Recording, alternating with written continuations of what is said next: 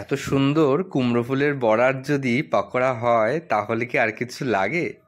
নমস্কার বন্ধুরা, সবাইকে স্বাগত রাজদেশ কিচেনে। আজকে চলে এসেছি খুবই পুরানো এবং ম্যাক্সিমাম মানুষের খুবই ফেভারিট একটা পকোড়ার আইটেম নিয়ে, কুমড়ো ফুলের বড়া। এই কুমড়ো ফুলের বড়া ছোট থেকেই আমার প্রচণ্ড প্রিয়। আমাদের নিজেদেরই বাড়িতে কুমড়ো গাছ লাগানো হয়েছিল, সেই গাছে প্রচুর কুমড়ো ফুল হয় রেগুলার। তো কখনো যদি আপনারা বলেন, অবশ্যই সেই গাছের একটা ছোট ভিডিও আপনাদেরকে আপলোড করে দেখাবো। তো তারই আমরা পাকোড়া বানিয়ে নিচ্ছি। তো কুমড়ো ফুলের বড়াটা নর্মালি সবাই দুরকমভাবে খায়, একটা ঝাল বড়া খেতে ভালোবাসে, একটা মিষ্টি। আজকে আপনাদের সামনে আমরা নর্মালি একটুখানি ঝাল ঝাল বড়াটাই করছি।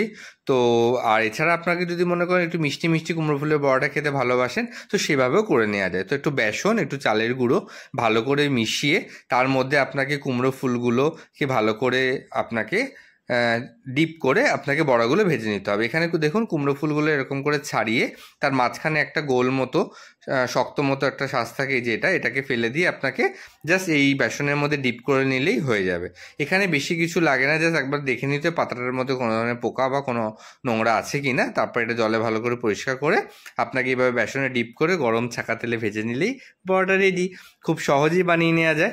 আপনারা এর মধ্যে লঙ্কা কুচি দিতে পারেন, যদি মনে করেন একটু মিষ্টি মিষ্টি পিঠার মতো খাবেন, তাহলে আপনারা এই বেসন আর চালের গুঁড়োর মধ্যে একটু চিনিও দিয়ে নিতে পারেন।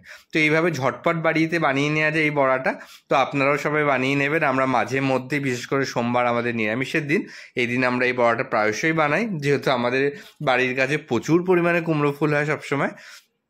তো আপনারাও বাজার থেকেই ফুলটা কিনতে পারবেন। আশা করি অনেকেই কম বেশি এই ফুলের চপটা খেয়েই রয়েছেন। তো এইভাবে নিত্য নতুন রেসিপির জন্য আমাদের ফেসবুক পেজটাকে ফলো করে দেবেন, ইউটিউব চ্যানেলটাকে সাবস্ক্রাইব করে দেবেন। আর কি রেসিপি আপনারা দেখতে চাইছেন বা এরকম পুরানো কী রেসিপি আপনারা দেখতে চাইছেন যদি বলেন, তাহলে সেই রেসিপিগুলো আপনাদের সামনে আমরা তুলে ধরার চেষ্টা করব। আপনাদের প্রচুর ভালোবাসা পাচ্ছি, তার জন্য আমাদের রাজদেশ কিচেনের তরফ থেকে আপনাদের সবাইকে অনেক অনেক ধন্যবাদ।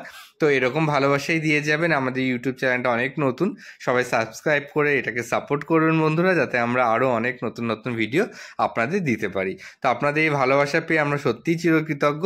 তো গরম প্রচণ্ড পড়ছে, বৃষ্টি হচ্ছে না, তো প্রচুর পরিমাণে জল খাবেন, সুস্থ থাকবেন, ভালো থাকবেন। আজকের মতো এখানেই শেষ করলাম।